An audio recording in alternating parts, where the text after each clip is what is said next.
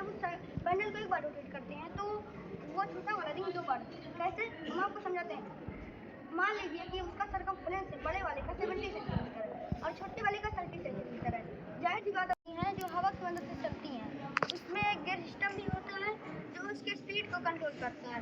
अब आपके मन में एक सवाल उठ सकता है कि ये गियर सिस्टम क्या होता है। फॉर एग्जाम्पल साइकिल में, जैसा कि आप लोग जानते हैं कि जो नॉन रिन्यूएबल सोर्स है वो आने वाले कुछ सालों में खत्म हो जाएंगे, क्योंकि वो लिमिटेड मात्रा में है और हमारी रिक्वायरमेंट के हिसाब से दिन से दिन खत्म होते जा रहे हैं। तो यहाँ पे जनरेट हुई इलेक्ट्रिसिटी पावर केबल से स्विच यार्ड या फिर पावर हाउस में आती है। उसके बाद ये ट्रांसफार्मर के द्वारा वोल्टेज को डबल करके हमें जहाँ पर इसकी ज़रूरत है हम वहाँ पे सप्लाई कर देते हैं, जैसे कि टाउन, विलेज या फिर सिटी या फिर industry.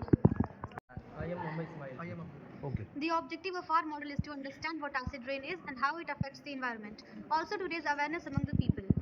Firstly, let me explain what acid rain is. Acid rain is an acidic liquid that forms when rain gets mixed and reacts with certain pollutants in the air. These gases mix with water in the clouds and turns into sulfuric and nitric acid. These acids then fall to the ground as rain, hail, snow or even fog, far from its source. To solve any problem, we must understand it well. Now, I would like to invite Farhat to talk about what causes acid.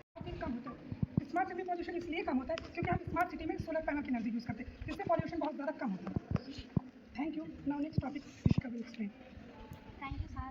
Importance of school in smart city. Smart city बनाने के लिए school का बहुत ही important role है और school education हमारे लिए बहुत इम्पोर्टेंट है।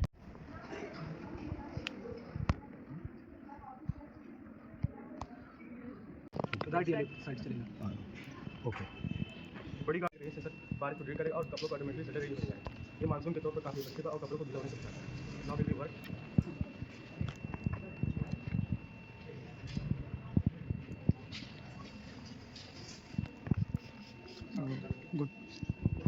गुड बट ऑटोमेटिक फायर स्टिंग्विशर जब फ्लेम सेंसर पर फायर हो तो ऑटोमेटिक फायर को कंट्रोल करने के लिए ये सिंगल के लिए बनाया साइंस क्लब 2025 जो कि Alhada group of public school Samariyam branch ने ऑर्गेनाइज़ किया है और इसका पर्पस था कि जो बच्चे हमारे पास 6 ऑनवर्ड्स यहाँ पर पढ़ाई कर रहे हैं, स्पेशली साइंस स्ट्रीम के बच्चे, वो किस तरीके से इनोवेशन के बारे में जानते हैं या वो टेक्नोलॉजी के बारे में कितना अवेयर है। तो उन्होंने मल्टीपल यहाँ पर प्रोजेक्ट्स बनाए हैं साइंस बेस्ड, जो कि आप यहाँ पर देख सकते हैं। और इसमें रिन्यूएबल एनर्जी से लेकर के उसके अलावा आपके मल्टीपल प्रोजेक्ट्स हैं जो यहाँ पर बच्चों ने डेमोन्स्ट्रेट करे हैं। और मुझे लगता है कि जो क्लासरूम में बच्चा पढ़ाई कर रहा है उससे कहीं ज़्यादा इस तरह के जो प्रैक्टिकल एक्सपोजर बच्चों को मिलता है तो कहीं ना कहीं बच्चे अपग्रेड होते हैं और ये जाकर के बाहर भी, क्योंकि ये छोटा थोड़ा सा इलाका है, ये बच्चे बाहर भी जाकर के अपने आप को कहीं ना कहीं उस जो कंपटीशन जो चल रहा है वहाँ से वो अपने आप को मैच कर पाते हैं। तो इस वजह से ये पूरा का पूरा ऑर्गेनाइजेशन हम लोगों ने यहाँ पर करा।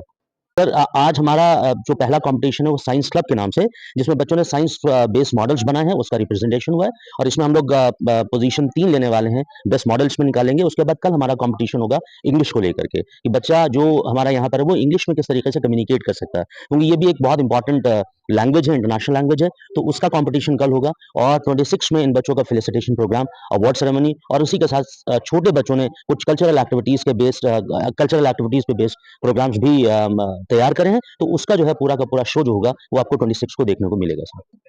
बिल्कुल सर, यहाँ पर हम लोग का जो इनिशिएटिव है वो ये कि ज़्यादा से ज़्यादा हम लोग मतलब बेटर बच्चे तो हैं लेकिन बेटर कहीं ना कहीं एडुकेटर्स को इंट्रोड्यूस किया जाए। तो हमारी टीम में जैसा कि आप देख सकते हैं, आप इंजीनियर विजय जी हैं जिनका बीटेक रहा है, ये हमारे कंप्यूटर साइंस में आते हैं। हमारे साथ हमारे यहाँ पर प्रिंसिपल साहब हैं और मैनेजिंग डायरेक्टर हैं।